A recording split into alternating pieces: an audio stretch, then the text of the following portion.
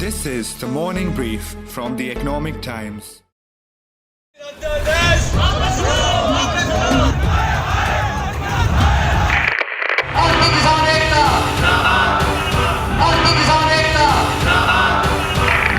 Thousands of farmers across the country in Punjab, Haryana, Telangana and several other states are out on the street protesting against the three farm ordinances, the three farmers' bills that have been presented by the central government in the Lok Sabha.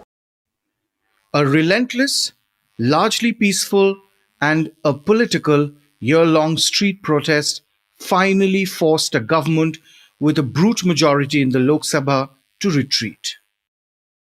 आज मैं आपको, पूरे देश को ये बताने आया हूं कि हमने 3 कृषि कानूनों को वापस लेने का, रिपील करने का निर्णय लिया है. Even if the unrest was localized, its repercussions were felt across the country and is expected to even influence the upcoming election season. Assembly polls in 5 states of Uttar Pradesh, Punjab, Uttarakhand, Goa and Manipur are all in the first half of 2022. नौजवान के रोजगार के लिए और महिलाओं के कल्याण के लिए, प्रदेश के समग्र विकास के लिए कार्य करने वाली भारतीय जनता पार्टी की सरकार है. और दूसरी तरफ आप सबने देखा होगा. Well, let's now take a look at Mamata Banerjee's Goa visit today and promising Goa what they are calling a new dawn. West Bengal Chief Minister will be launching her first personal outreach program in the coastal state today. Undeterred by a black flag demonstration last evening just after she landed at Panaji. Story number 1, there is a massive surge for the Aam Aadmi Party in the Chandigarh municipal elections. From a non-player to suddenly having a massive surge. In fact, the single largest party in the municipal elections. But you would say that these are municipal polls. What have they got to do with the whole state? Well, the big question is, will Punjab polls mirror these results?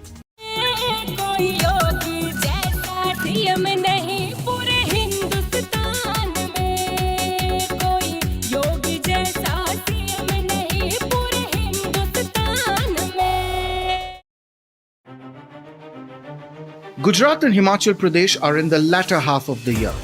In between, there is the biennial elections to 73 Rajya Sabha seats. That's almost a third of the 245-member-strong upper house of the parliament. Most importantly, barring Punjab, the BJP is in power in all the states that will go to polls. That is UP, Uttarakhand, Goa, Manipur, Gujarat and Himachal Pradesh. So their outcome will have huge national significance for BJP and its mascot, Prime Minister Narendra Modi. But just like West Bengal, all eyes will now be on Uttar Pradesh. We will tell you why in just a bit. It's Friday, 31st of December. From the Economic Times, I'm your host, Arijit Barman, and you're listening to UP and Beyond, the last of our year-end special on the Morning Brief. In this power-packed episode, we will ask a veteran farm leader and author of a brand new book on UP's Chief Minister Yogi Adityanath and a BJP spokesperson about the political dynamics in India's most populous state and how it might impact the national political narrative of 2022. But first, I wanted to find out, is the farmers' unrest still an electoral issue even after the Prime Minister's recent assurance? Definitely there will be impact, because if it is a movement would have been rounded up within 1 month or a few weeks, it would not entrench in the mind of the people. And Modi is responsible for that. He carried it for 1 whole year. And continuously every day we raise the matter. And this way or that way, message has gone to the people. 1 full year, 3 Bharat Bandh, 2 rail Roko, national highway, Governor Gherav. One after another incidents are happening, and message is going to the people that Narendra Modi is anti-farmers and brought this black act. So we have to fight and defeat. It is not so easy to erase it by some superficial announcement, I think. That's Hannan Molla, an 8-time parliamentarian, Politburo member of the CPM, and the General Secretary of All India Kisan Sabha that spearheaded the agitations at the Singhu border in the outskirts of our national capital. He said the repealing of the controversial farm law is only half the battle won. Farmers are suffering, and every day 52 farmers committing suicide still today. And Uttar Pradesh, only in western part of Uttar Pradesh, there are some mandis.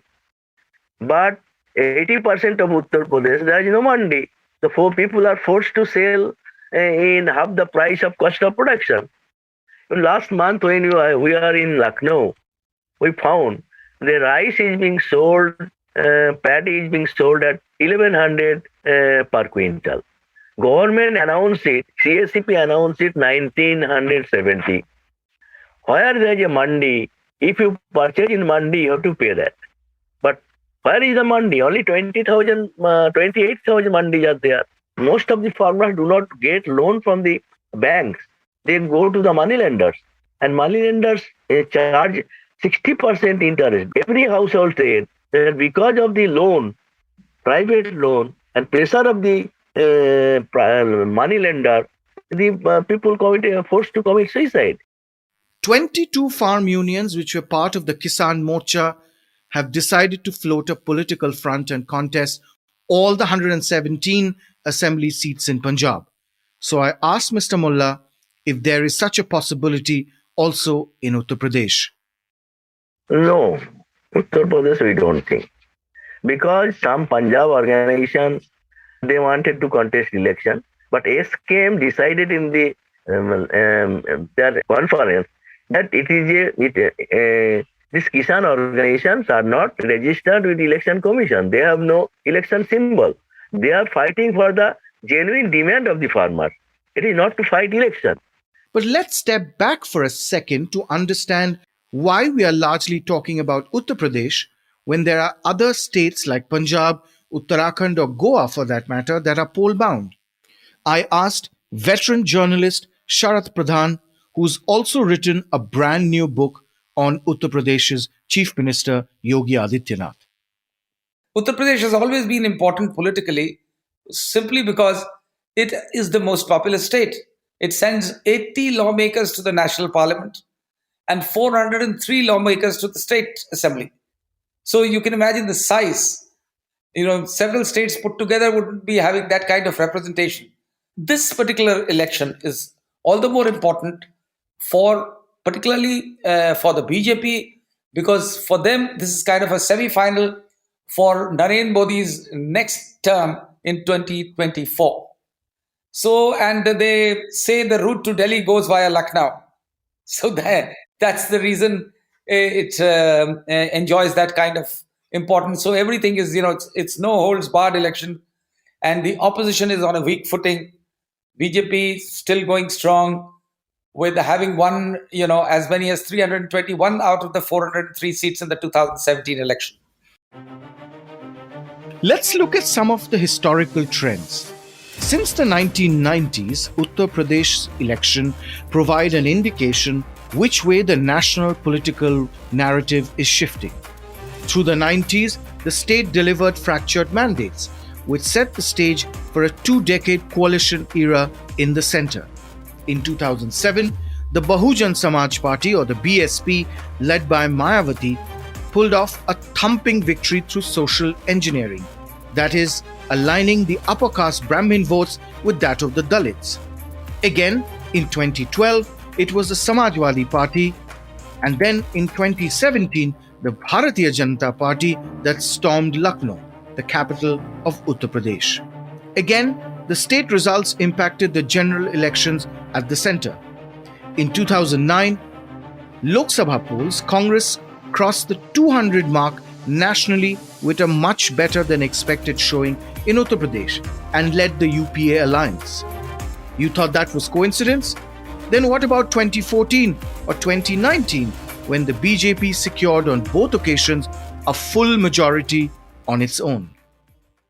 There is reason to believe that BJP had realized that they were not on as strong a footing as they had been in 2017, which is why they withdrew the rollback on the laws, and eventually they have been hoping that eventually this would reap them a harvest of votes, but such doesn't have seemed to be. This is not what has been happening in the Western UP corner, because the farmers in UP were largely from Western UP, and they are the ones who led the agitation in the state. So, but subsequent to that, the BJP has moved heaven and earth to give the electioneering a twist. They have started playing the old card again, which is the Hindutva card, because they are back to polarization at all costs, and every opportunity is being used to turn this into a Hindu-Muslim affair rather than a free and fair election. Which is why I said the opposition appears to be on a weaker footing once again. And along with that polarization tactics, what they have been doing is intimidation, which is becoming more and more visible, or intimidation of the opposition. And that is how it is widely believed that Mayawati has virtually gone into oblivion. She has not stepped out of her home, not addressed a single rally so far. So, and Congress is extremely weak in the state. So that leaves Akhilesh Yadav, which is Samajwadi Party, as the main opposition against the mighty BJP. And no sooner than Akhilesh Yadav's rallies started drawing good crowds, his people have been bombarded. I would say bombarded because there have been all kinds of raids, CBI, income tax, and very soon it is expected that ED would also move in. So much like West Bengal, where these tactics were tried and intimidation was on, though it didn't work eventually. The BJP blitzkrieg has already begun.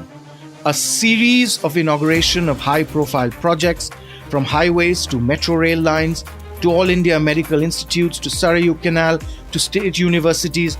Since July, the Prime Minister, who is touring the state almost once every week, has launched or laid foundation stone for development projects worth over 1,30,000 crore rupees in Uttar Pradesh alone. In Varanasi, the Prime Minister's home constituency, he recently unveiled the 700 crore rupee Kashi Vishwanath Temple Corridor project, carrying the container of Ganga Jal from the Ghat on the Ganges to the Sanctum Sanctorum of the Vishwanath Temple. और ये अपने आप में तस्वीरें अपने आप में ऐतिहासिक, प्रधानमंत्री नरेंद्र मोदी आस्था की डुबकी लगाते हुए और यहां से वो मां गंगा की गोद में है. So the dip for Prime Minister Narendra Modi comes right there. The waters are really chilly. They are cold waters, but pure, clean waters. You want to dive into the Ganges. That's how they've turned it around, and it is credit to the commitment towards Swachhata that we are witnessing right now. Soon, the same Kashi or Varanasi will host conferences of chief ministers of BJP-ruled states. The stage clearly is set, even as some in the BJP, including the state's deputy chief minister Keshav Prasad Maurya, have blown the Hindutva bugle to reclaim land for Krishna Janmabhoomi from the Shahi Idgah in Mathura. अरे उसमें क्या है, अयोध्या में रामलला का भव्य मंदिर बन रहा है, काशी में बाबा विश्वनाथ जी का कॉरिडोर बन रहा है. अब श्री कृष्ण जन्मभूमि पर भव्य मंदिर की प्रतीक्षा, इसके पीछे और कुछ नहीं. भाजपा के लिए चुनाव के एजेंडे में कोई मंदिर, चाहे श्री राम जन्मभूमि का विषय रहा हो, चाहे बाबा विश्वनाथ जी के मंदिर का विषय है, और चाहे श्री कृष्ण जन्मभूमि है, ये चुनाव के मुद्दे नहीं होते, ये आस्था और श्रद्धा के मुद्दे होते हैं. मैं राम भक्त हूँ, मैं शिव जी का भक्त हूँ, मैं भगवान कृष्ण जी का भक्त हूँ, और एक भक्त के रूप में अपने भाव को प्रकट किया. After Ram Temple in Ayodhya, the issue of Mathura has got resurrected. If it was Muzaffarnagar in 2013, will BJP play the religious card with Mathura and polarize on religious lines once again in 2022?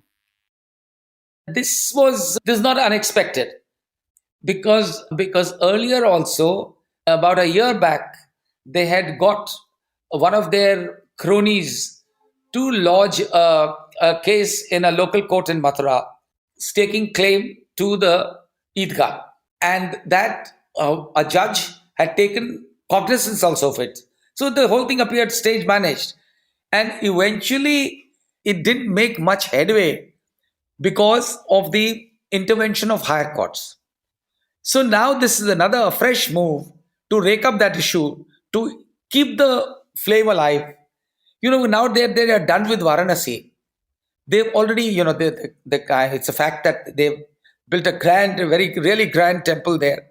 They have cordoned off the mosque in one corner, and the mosque was adjoining. I mean, it's a fact that unlike Ayodhya, where there was no existence of the temple, and here and in Mathura and in there were remains of the old temple, and so that is the reason they could not whip up passions in Varanasi, or maybe also in Mathura. That kind of passion they were able to whip up in case of Ayodhya.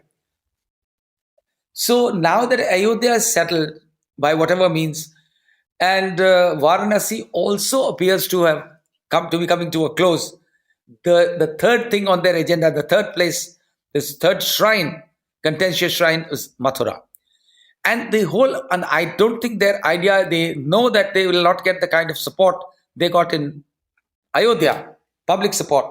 So that's the reason. The idea is to just keep on raising the issue, to keep the Hindutva flame alive.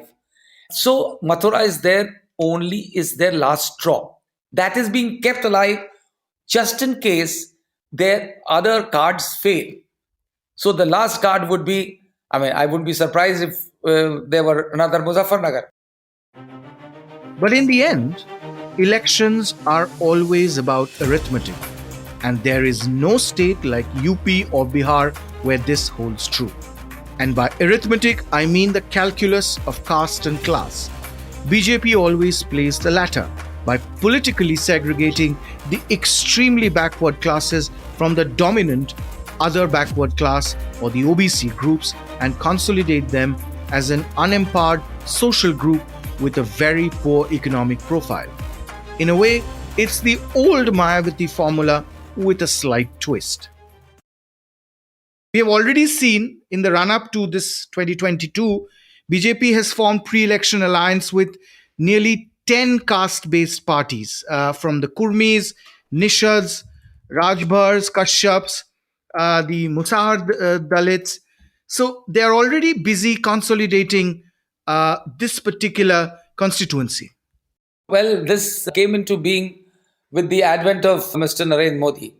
He's the one who, for the first time, stitched an alliance with these smaller parties, caste-based parties, and it worked. And that's the time you see the downfall of Mayavati. So Modi managed to dig into Mayavati's Mayavati's own vote bank, other than the Jatav Dalits.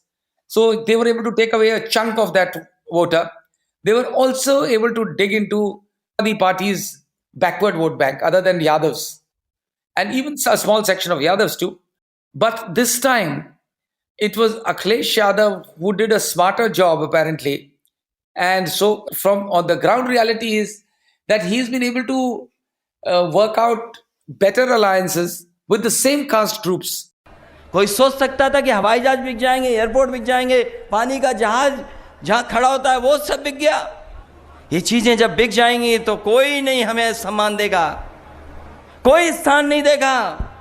ये तार बेच रहे हैं, बिजली के कारखाने बेच रहे हैं, सब बेचे दे रहे हैं.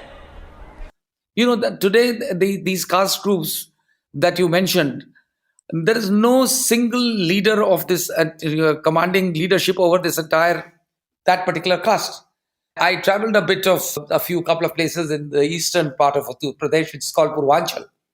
And there I realized that while they are building these kind of caste divides, and BJP is trying to, bring in a larger, bring them under a larger umbrella of Hindutva, it is the youth which seems to be going on a different track, which is, while you find in the same family of these castes I'm referring to, the older people are ready to go with the BJP. The younger lot prefers Akhilesh. Why?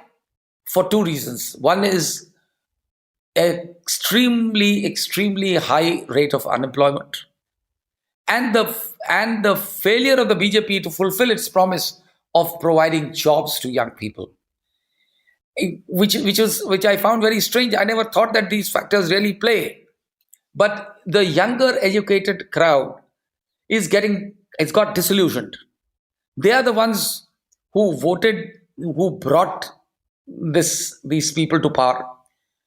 They are the ones who had brought Akhilesh to power in 2012.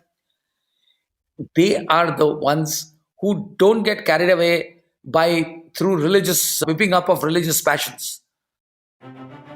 But those against the BJP think the large Jat vote represented through the agitating farmers will largely vote against the BJP along with Yadavs, Muslims and the marginalized.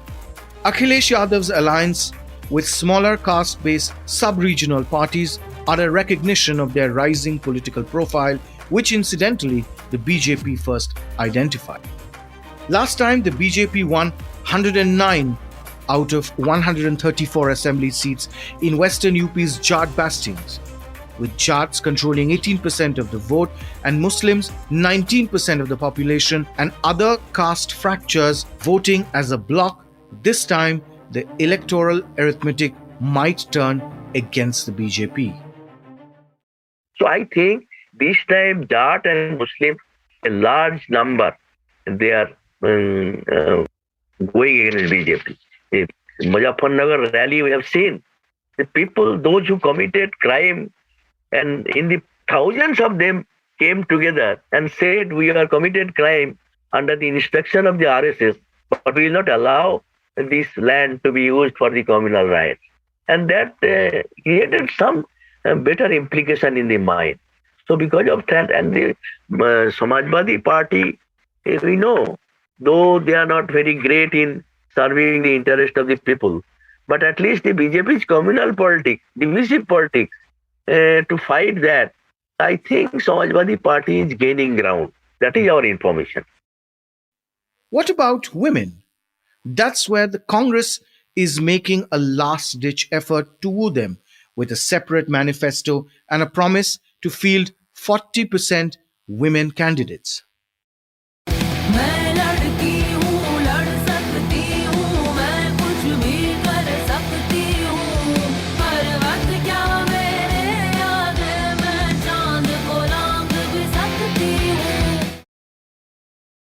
It is no doubt that Priyanka really took everyone by surprise and literally stumped the BJP by announcing this women's manifesto. The kind of the reservation for women, the 40% reservation for women, and the kind of promises she made has put the BJP suddenly, they were taken aback. They didn't know what to do. This is the first time in many years that Congress succeeded in setting the agenda for the elections, which is why you see now so much focus on women. Even raising the marriageable age is aimed at that. Apart from hitting at, targeting Muslims via that route, they're also trying to give this impression that they are doing everything on earth to empower women. So that focus has come essentially because of Priyanka's effort. Priyanka may not, her party may not game. It's not a question of being too little, too late. It is a lot, but the BJP Congress has a major handicap of a party organization down the line. If Priyanka had worked 2 years earlier, from 2 years back, probably things would have been different, very different. But on ground, now whatever effort she is making I think that will eventually benefit Akhilesh, which is how it worked. From Ayodhya to Kashi, Mathura to Haridwar, Hindutva is once again flaunting its aggressive masculinity. इस बीच सीधे आपको लेकर चलते हैं प्रधानमंत्री नरेंद्र मोदी जो कानपुर में metro station पर पहुंच गए हैं। ये तस्वीरें आपके सामने, कानपुर मेट्रो का पहला चरण जिसका उद्घाटन प्रधानमंत्री नरेंद्र मोदी करेंगे और इस मौके पर खुद प्रधानमंत्री नरेंद्र मोदी आज सफर करने वाले हैं। ये कानपुर का मेट्रो स्टेशन है, देखिए किस तरीके से बनकर तैयार, चमचमाता नया मेट्रो स्टेशन कानपुर का। इसके बारे में अधिकारी वहां मौजूद जो पूरी जानकारी प्रधानमंत्री नरेंद्र मोदी को दे रहे हैं। अयोध्या में भगवान राम का मंदिर क्या ये समाजवादी या कांग्रेस या गोवा की पार्टी बनाती? क्या राम मंदिर से इनसे कोई उम्मीद करते थे? आज आपको अयोध्या में राम मंदिर बनने पर कैसा लग रहा है? कैसा लग रहा है? The fringe elements within the Saffron family have begun their divisive agenda, but the Prime Minister is keen to showcase development with the right assertions on issues like gender equality, raising the age of marriage, besides making law and order and freedom from corruption a priority.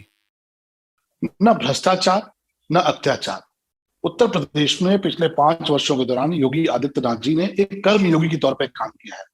मैं हालांकि बहुत सारी घटनाएं हैं जिनको मैं याद दिला सकता हूं, लेकिन एक सिंगल घटना मैं आपको याद दिलाना चाहूंगा कि जब कोविड पीरियड चल रहा था, कोविड का जब पीक था, आप सबको याद होगा कि उनके खुद के जो उनके पिताजी का देहांत हुआ और ऐसे वक्त में उन्होंने उत्तर प्रदेश की 24 करोड़ की जनता को तरजीह दी, उत्तर प्रदेश की जनता को प्राथमिकता दी, अपनी पीड़ा को किनारे रखा, अपने दर्द को किनारे रखा और उत्तर प्रदेश की जनता की सेवा में जुटे रहे।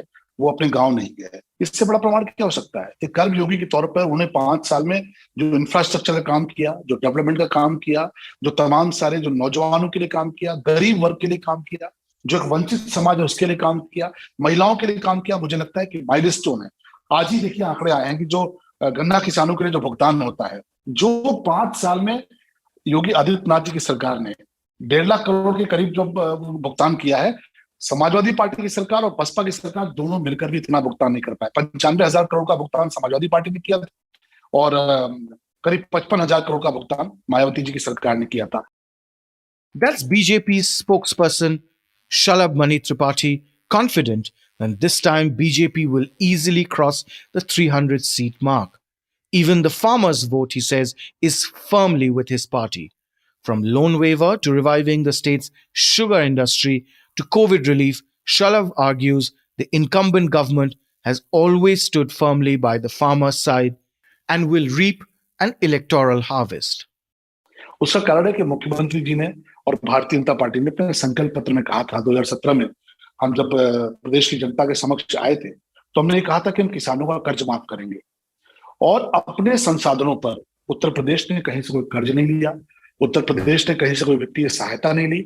उत्तर प्रदेश ने अपने संसाधनों पर उत्तर प्रदेश के 86 लाख किसानों का कर्ज पहली कैबिनेट में, जो पहली कैबिनेट हुई सरकार बनने के बाद, मुख्यमंत्री पद की शपथ देने के बाद, उसमें पहली कैबिनेट में मुख्यमंत्री जी ने किसानों के हित में यह फैसला लिया, किसानों का कर्ज माफ किया। किसान सम्मान निधि प्रधानमंत्री जी भेज रहे हैं, आपको पता ही है। दूसरी बात, जो किसान कहाँ रहता है, गांव में रहते हैं, किसानों को शौचालय की सुविधा, किसानों को आयुष्मान भारत की योजना, किसानों को आयुष्मान भारत की योजना अगर किसी में छूट गई है तो मुख्यमंत्री राहत कोष की योजना जिसमें 20-20 लाख रुपए तक की मदद दी गई है इलाज में, किसानों को अपना छत कि उनको मुफ्त में जो छत दी गई, ये सारा कुछ दिया गया। इसलिए उत्तर प्रदेश के किसान को ये पता है कि माननीय प्रधानमंत्री जी के नेतृत्व में, माननीय मुख्यमंत्री जी के नेतृत्व में जो सरकार काम कर रही है वो किसानों का दिन रात हित सोचती है। मैं तो आपको एक उदाहरण दूंगा कि आपको पता होगा कि 2017 के पहले 19 चीनी मिलें उत्तर प्रदेश में बेची गई, बहुजन समाज पार्टी की सरकार में बेची गई। समाजवादी पार्टी की सरकार ये वायदा करके आई कि जो चीनी मिलें बेची गई हैं हम उनकी सीबीआई जांच कराएंगे, उनके खिलाफ कार्रवाई कराएंगे। और ये चीनी मिलें कैसे बेची गई? 300 करोड़ की चीनी मिल थी, उसको 30 करोड़ में बेच दिया। 250 करोड़ की चीनी मिल थी, उसको 20 करोड़ में बेच दिया और सारा पैसा नंबर 2 में चला गया। समाजवादी पार्टी सरकार इसको मुद्दा बना के आई सत्ता में और समाजवादी पार्टी की सरकार ने 10 चीनी मिलें और बंद कर दी। लेकिन योगी आदित्यनाथ जी ने सत्ता में आने के बाद से 3 वर्षों के दौरान, मैं 3 वर्ष से कह रहा हूं कि 2 वर्ष कोविड में गया है, 19 नई चीनी मिलें स्थापित की हैं। Similarly, Shalabh feels the youth is also with the BJP since they have benefited from the skill mapping and employment generation initiatives of the state, from MSMEs, startups to banking correspondence for women, jobs have been a priority even during the 2 years which were washout due to the COVID pandemic. Uttar Pradesh में जो लोग रहते हैं, उत्तर प्रदेश का जो नौजवान है, उसको तो पता है 5 लाख सरकारी नौकरियां भर्तियां होती हैं। मैं फिर कहूंगा, तुलना करिए 2017 के पहले अखिलेश यादव जी की सरकार में 2 लाख भर्तियां की गई, उससे पहले मायावती जी की सरकार में 90,000 भर्तियां की गई। ये भर्तियां कैसे हुई मुझे बताने की आवश्यकता नहीं है, अगर आपको याद आ रहा हो तो अच्छी बात है। नहीं तो 50 लाख रुपए में एसडीएम बनाए जाते थे, 40 लाख रुपए में पीपीएस ऑफिसर बनाया जाता था, 30 लाख रुपए में तहसीलदार बनाया जाता था, 20 लाख रुपए में कानूनगो बनाया जाता था और 10 लाख रुपए में लेखपाल बनाया जाता था। ये रेट था पूरे उत्तर प्रदेश में। आपको पता है सीबीआई जांच हो रही है, उसके बावजूद 2 लाख भर्ती कर पाए। पुलिस की भर्ती में बाप और बेटा दोनों सिपाही की भर्ती में सिपाही बन जाते थे समाजवादी पार्टी की सरकार में। बसपा सरकार में भी यह हालत था कि जबरदस्त भाई भतीजावाद था, अपने कार्यकर्ता भरे जाते थे, पैसे की लूट होती थी। उसके बावजूद 90,000 भर्तियां मायावती जी की सरकार में हुई। योगी आदित्यनाथ जी की सरकार में मैं फिर कह रहा हूं कि 2 साल कोविड के नाते सब कुछ ठप रहा है, आपको पता है देश में ठप रहा है, फिर भी 5 लाख सरकारी नौकरियां, सरकारी भर्तियां हमने की है। और जो लोग ये कहते हैं 4 करोड़ रोजगार का, एमएसएमई की हमारे यहाँ 1,10,000 इकाइयां हैं, हर इकाई में 5 भर्तियां एडिशनल कराई गई। सरकार ने रिक्वेस्ट कर करके कि आपको जो हमारे प्रवासी श्रमिक आ रहे हैं, जो उन्होंने भी प्रवासी श्रमिक का जो कहा कि जो लोग बाहर के प्रदेशों से आए, बाहर के प्रांतों से आए, एमएसएमई की हमारी जो तमाम इकाइयां हैं उनमें 1 करोड़ 10 लाख की जो इकाइयां हैं उनमें सब में रिक्वेस्ट किया गया कि आप मिनिमम एम्प्लॉयमेंट 3 से 4 एम्प्लॉयमेंट आप देंगे। सारी इकाइयों ने एम्प्लॉयमेंट दिया और आज की तारीख में यह आंकड़ा बहुत बड़ा आंकड़ा है। उत्तर प्रदेश में नौजवानों को भरपूर रोजगार मिला है। सरकार ने बहुत सारी ऐसी स्कीम चलाई है कि आप अपना स्वरोजगार करिए, स्टार्टअप योजनाएं लेकर आइए। बहुत सारे नौजवान आप देखिए खुद से अपना कारोबार कर रहे हैं, सरकार ने उनको सपोर्ट किया है। सेल्फ हेल्प ग्रुप के जरिए बहुत सारे लोगों को काम मिला।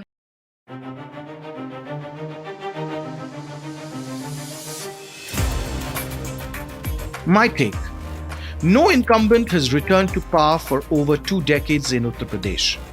But BJP is certainly looking to reverse the trend. Like 2017, it's their double growth engine narrative that will be used to the hilt, riding on the charisma of the Prime Minister as well as Chief Minister Yogi Adityanath.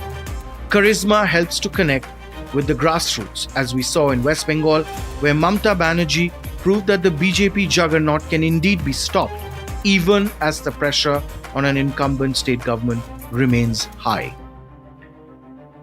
Prime Minister Modi and the BJP's election machine will face a mid-term test in 2022 in the form of these assembly elections.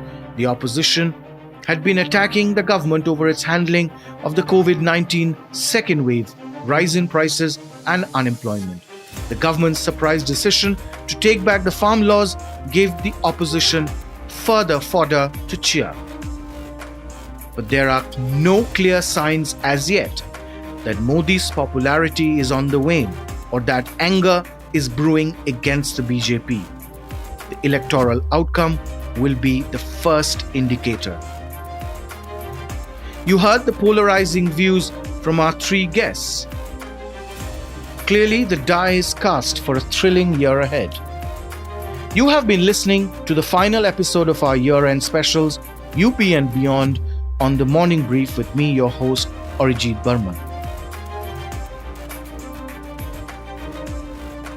This episode was produced by Bhavya Dilip Kumar from ET and Varun Kapahi from Awaz. Soundarya Jayachandran is a sound editor from Awaz. I hope you enjoyed listening to the episode. Do send your feedback to themorningbrief@timesgroup.com and share the episode on your social media networks. The Morning Brief drops every Tuesday, Thursdays and Friday. Thank you for listening. From the entire team, we wish all of you a very happy, prosperous and safe 2022. Goodbye, good luck and a happy new year. All clips used in this episode belong to their respective owners. Credits mentioned in the description.